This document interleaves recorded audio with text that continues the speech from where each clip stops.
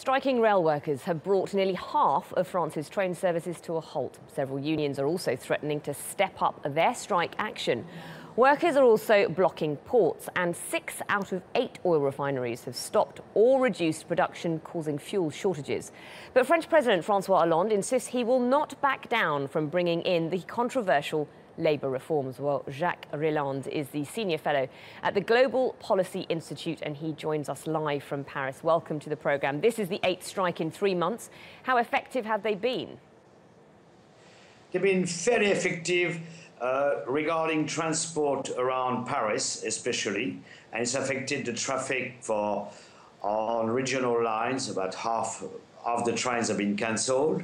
As for last week, the big concern was fuel shortages. They seem to be out of the way now. All stations seem to have fuel.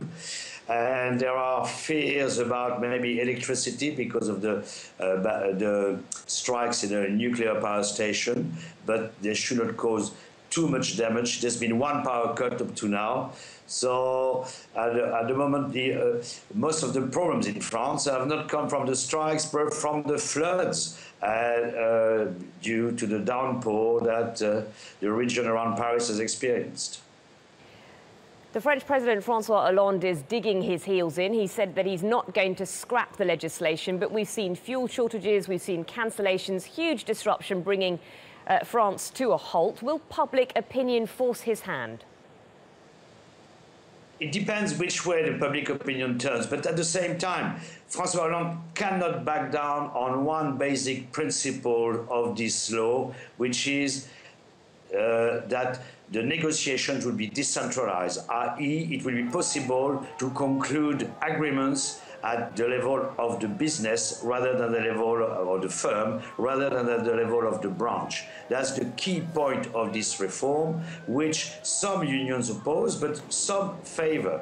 And it would be very bad for his reformist image if he backed down. So there's no way we'll back down on that principles. He will probably make some concessions that already some concessions have been made to railway workers, nothing to do with this law, but to do with their status and changes in their status which are meant to come into effect, so which would kind of dampen the strikes in the railway.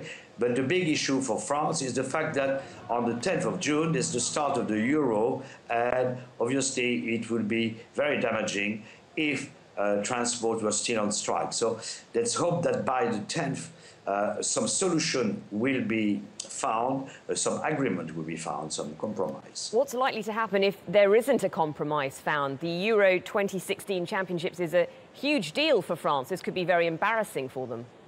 It would be very embarrassing, but there's no way it will not happen. It will have to happen.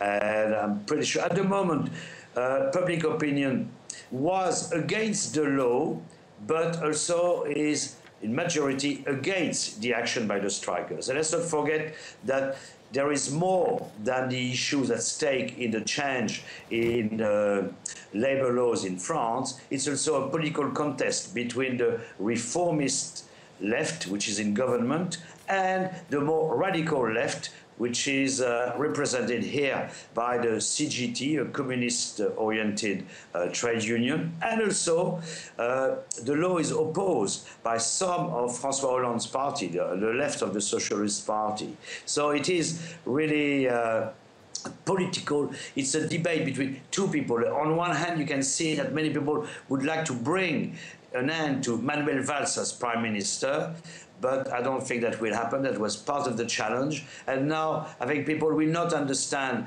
why they would damage the image of France and such an event for a reform which actually many think would be to the benefit of the workers. The CGT has caricatured this law as a very reactionary, going back, stopping the protection of workers. It's not the case. The more the law is being discussed, and it was discussed quite clearly, for example, this morning by the leader of the reformist union, the more people will understand that it is not that bad a law. law. It keeps some protections for workers, but at the same time making the labor market in France more flexible. So I think that let's hope that common sense prevailed. A few concessions here and there, but the principle of this law, i.e. the core of the law, which is that now negotiations over working conditions, time, wages take place at company level rather than at branch level. If 50% of people are approve these changes, I think it is a good step and not necessarily as bad as some unions are portraying it. Okay, Jacques Reland in Paris, thank you so much.